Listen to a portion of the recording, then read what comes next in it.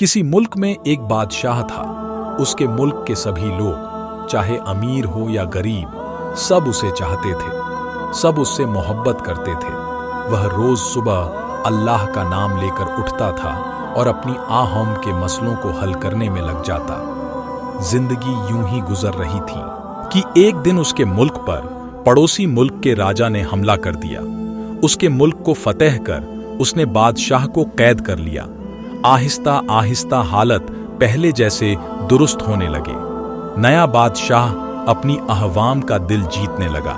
जिंदगी फिर रास्ते पर लौट आई। लेकिन यहाँ कैदी बादशाह दिन रात यह सोचता कि उसे किस गुनाह की सजा मिली है। उसने ऐसा क्या गुनाह किया जो उसको यहाँ सजा मिली। बादशाह जेल में भी अल्लाह का शुक्र अदा करता और उसे उसका खाना भी वक्त पर मिल जाता।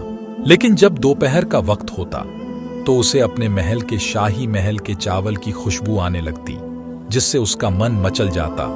वहां सोचता कि शायद आज उसे शाही चावल का खाना मिलेगा, लेकिन उसे खाना कैदियों वाला ही मिलता। वह समझ नहीं पाता था कि खुशबू कहां से आती है।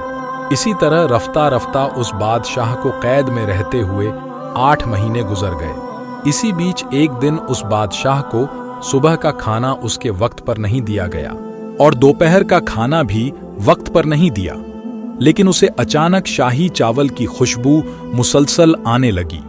उसने अपनी कैद के रोशनदानी से आवाज लगाई। वह कहने लगा, अगर कोई अल्लाह का नेक बंदा हो तो मुझे कुछ खाने को दे दे। कैद खाने के बाहर एक फकीर बेटा हुआ था। उसने जब आवाज सुनी तो एक कपड़े में खाना बांधकर रोशनदान से फेंक दिया। कैदी बादशाह ने जब उस कपड़े को खोला तो उसके अंदर वही शाही चावल थे जिसे वहां अपनी बादशाहत के जमाने में खाया करता था। उससे बड़ा ताज्जुब हुआ। उसने आवाज लगाकर बाहर बैठे हुए इंसान से कहा कि तुम कौन हो और तुम्हारे पास यहां चावल कैसे आए। जवाब में बाहर बैठे फकीर ने कहा, मैं एक फकीर हूं और इस कैद खाने की दीवार के पास बैठकर भीख मांगता हूं, और यहाँ जो चावल है मैंने पास की एक नाली से जमा किए हैं जो शाही महल के बावर्ची खाने से होकर गुजरती है। इस नाली से जब चावल आते तो मैं एक कपड़ा लगा देता, जिससे वहां चावल इस कपड़े में जमा हो जाते। फिर मैं उन्हें घर जाकर धोकर धूप में सुखाता हूं और अपने इस्तेमाल में लेता हूं। मैंने बहुत से चावल जमा कर रखे हैं, लेकिन अफसोस है जब से नया बादशाह आया है उसने अपने मुलाजिमों को खाना और चावल फेंकने से मना किया है, इसलिए मैं अब यहाँ चावल नहीं जुटा पा रहा हूँ। ये सुनते ही कैदी बादशाह को समझ में आ गया कि उसे किस गुनाह की सजा मिली है। बाहर बैठे शख्स ने उससे पूछा कि ये कैदी तुम कौन हो और इस कैद में कैसे पहुंच गए हो।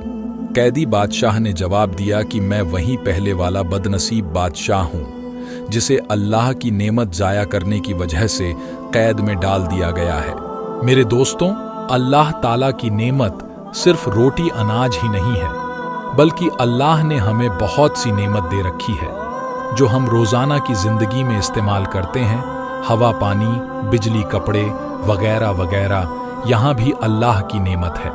हमें इन नियमतों को बिला जरूरत के जाया नहीं करना चाहिए, बल्कि जरूरत ना होने पर उसे किसी मोहताज ओ जरूरतमंद को दे देना चाहिए। इससे अल्लाह आपकी नेमतों को बढ़ाएगा और आपकी नेमतें कभी जाया नहीं होगी।